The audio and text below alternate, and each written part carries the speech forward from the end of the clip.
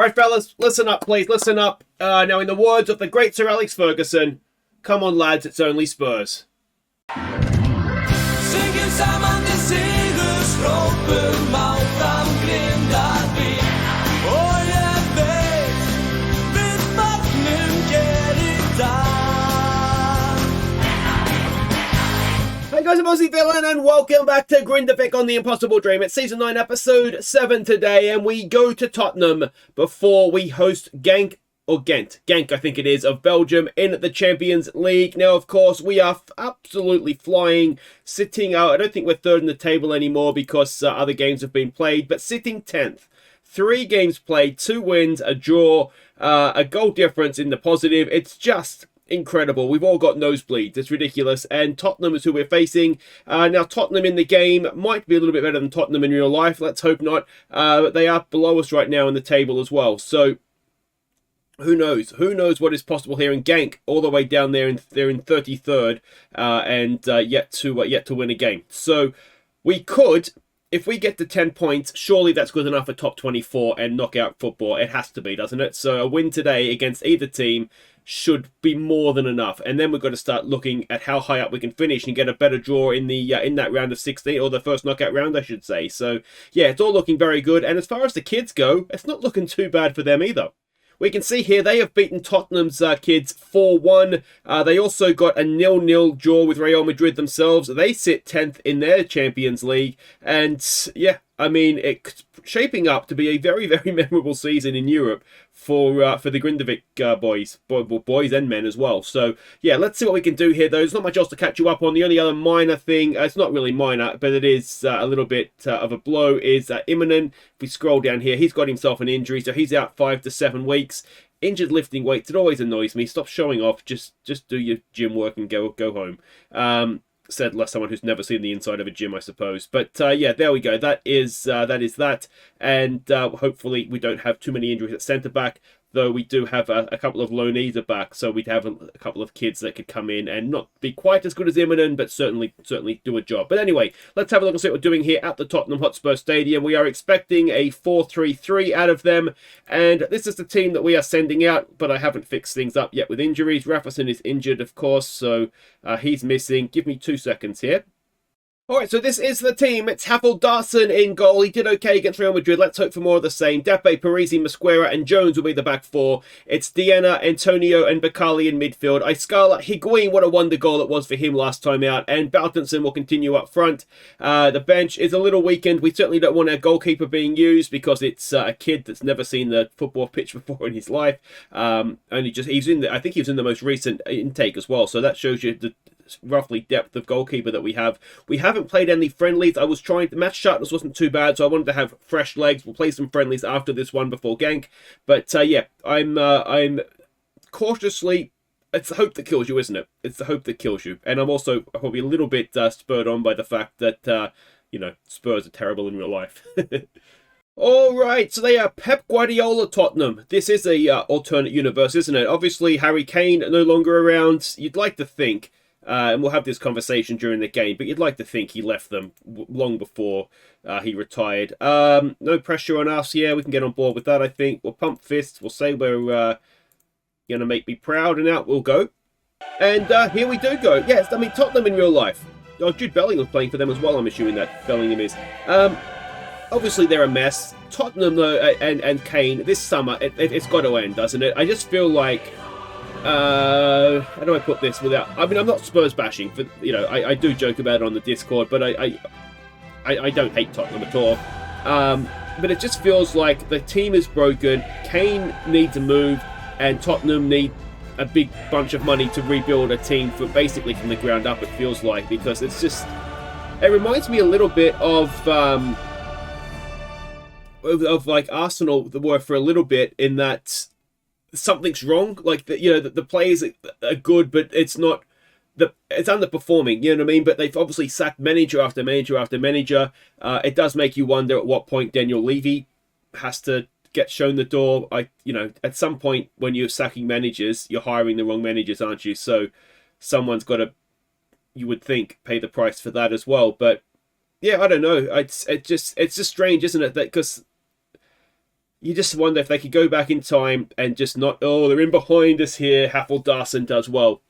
If they could go back in time and have their time again, would they sack Poch? And it's easy to say no now, but at the time they were struggling a little bit, weren't they? Here we go with Bakali. Bakali for Boutenson. Boutenson, oh, Scala's offside. Oh, he's got to be offside. It's in the back of the net, but he's got to be offside. I don't think even Grindavik can pull this one off. Let's hope we do, but it looked a mile off, yeah. And I don't think we can have too many complaints.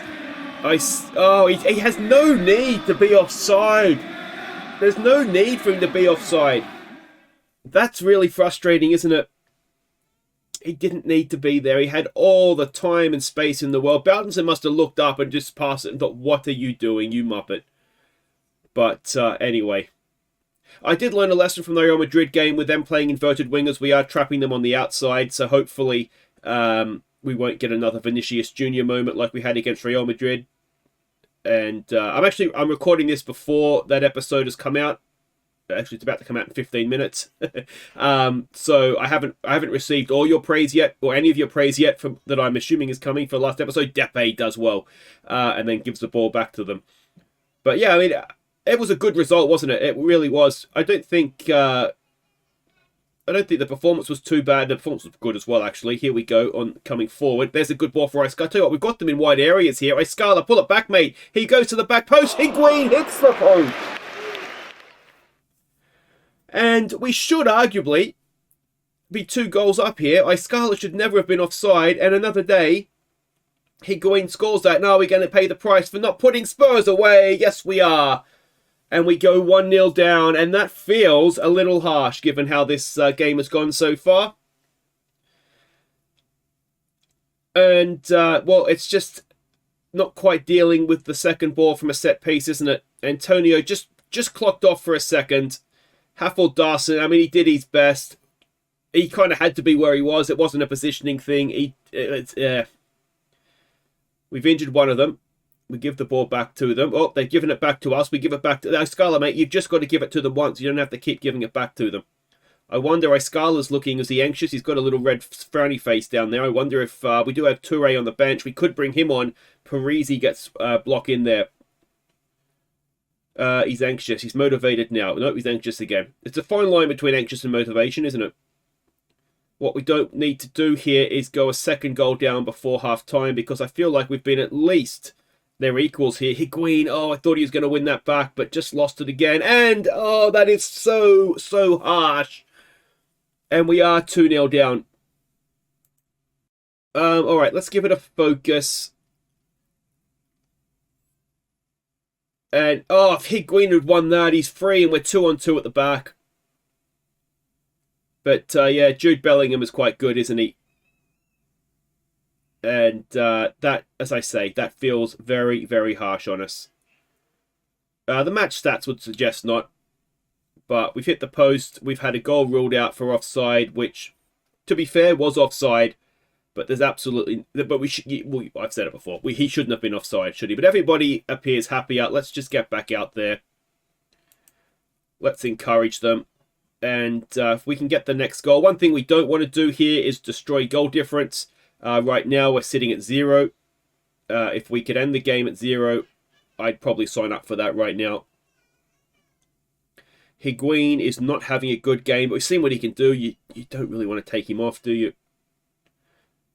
I wonder if what we need... Oh, Icelandic should get to that. No, not quite. I wonder if we need a bit... Oh, outside the box. Icelandic's got a good match rating. I'm not impressed by him, though. So we're going to take him off. We're going to get Toure on. And let's go with Nellam on the left as well. Given that Higuain's match rating is not the greatest. Tommy Jones is not having a great game at right back. I don't want to make too many subs here, though. Alright, let's give it a demand more. And let's see if that helps us out at all. And is this second half just going to kind of tick by where they feel like they've done enough to win it?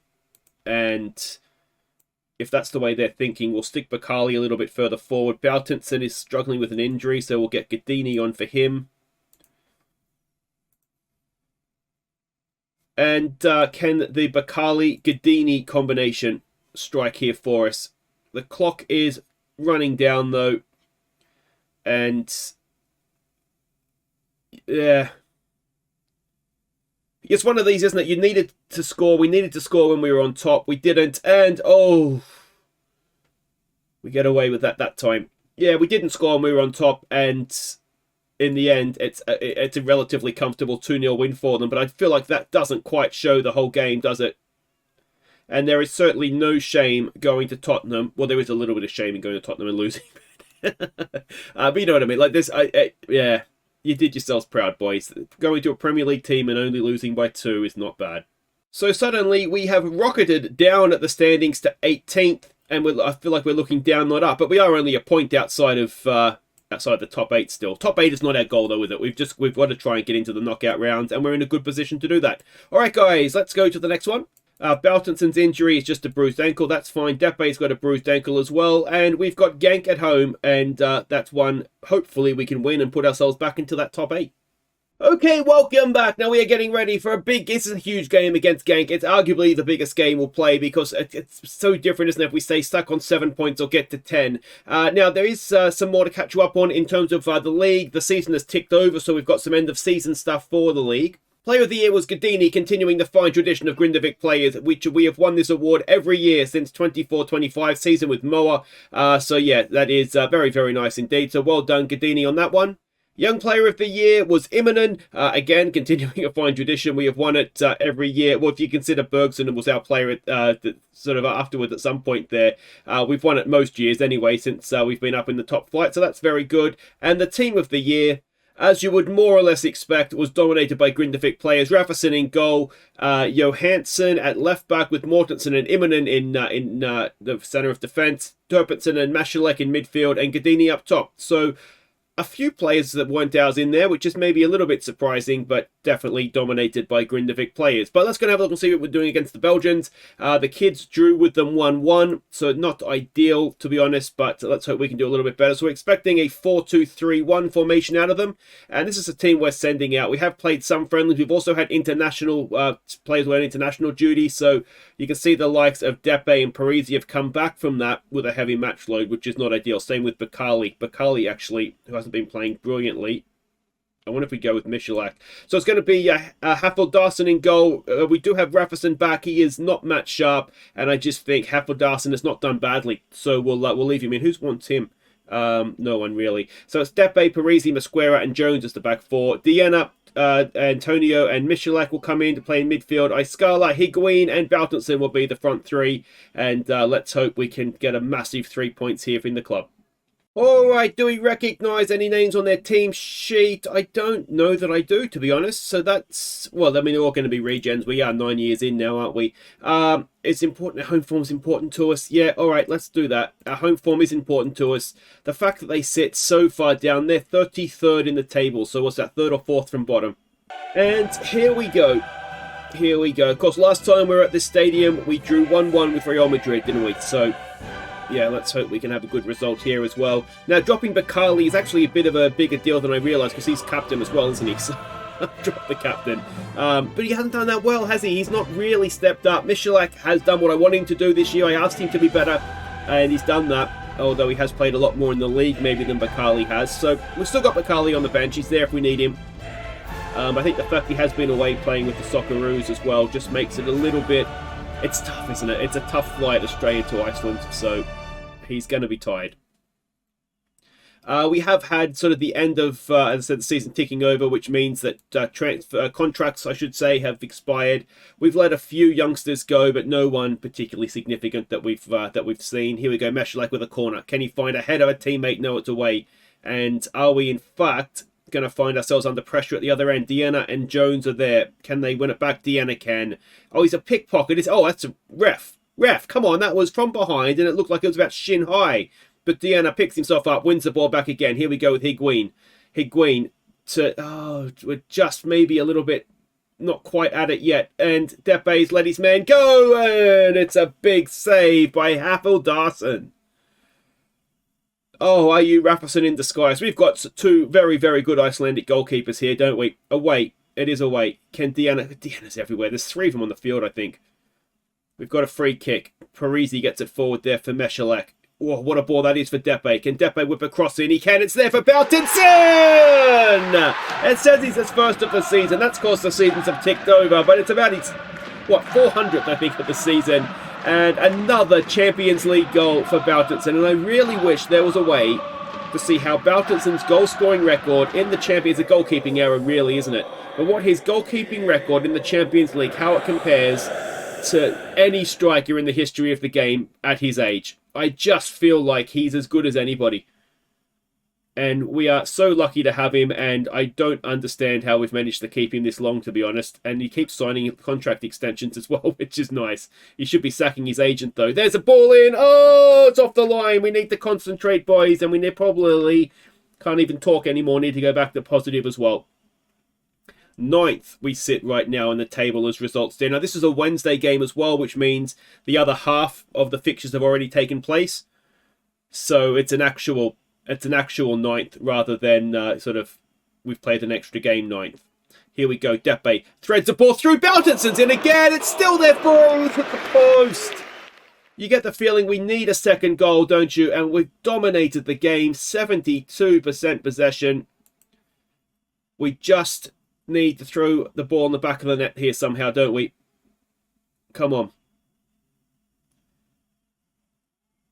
Who's not playing well? Is it a case of, I wonder... Here we go with Baltinson. Here we go with Higuain now. Higuain gets away. Depe's free as well. Higuain whips it in, but it's headed away. They are relatively organised, aren't they? Parisi was just a little bit relaxed, trying to wait for the ball to come to him there, and it gets nicked off him, but Tommy Jones nicks it back. Can he get a ball forward? He looks at Baltinson, he finds him. Baltinson, can he get a crossing now? There's players forward. There's a little bit of a kit clash here, isn't there, really? It's a bit difficult to see who's who. And it's going to be given as a penalty. Baltinson with a chance for another one. I've just whacked my finger, and I think I'm bleeding. I scuffed it at cricket, so it's a bit of a scab there anyway. But anyway, we're bleeding for the cause on the manager's bench. Can Baltinson double the lead? Neil Baltinson sends the goalkeeper the wrong way. And it is 2-0.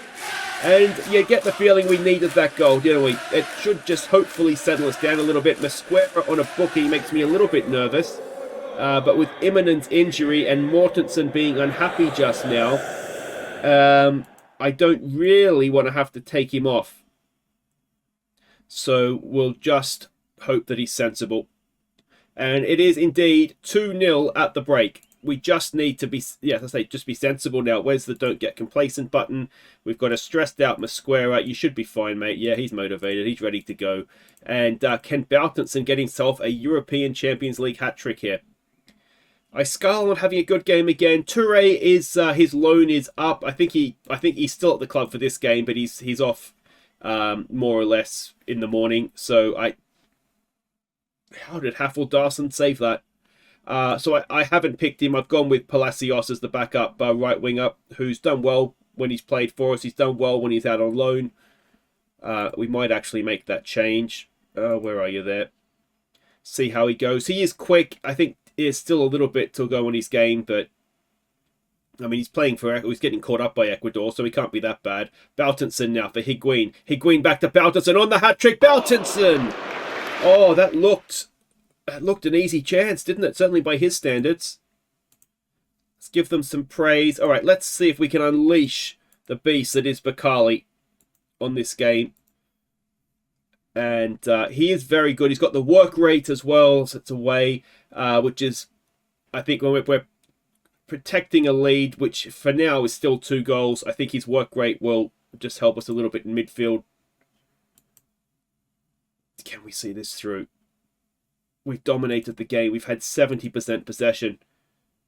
Arguably, it shouldn't even be close, but we're into stoppage time. They're surely not scoring 2 now, and we have won 2-0. That is 10 points we have now in the group, or the league, I should say. It's a Baltinson double, and, well, he's just all class, isn't he?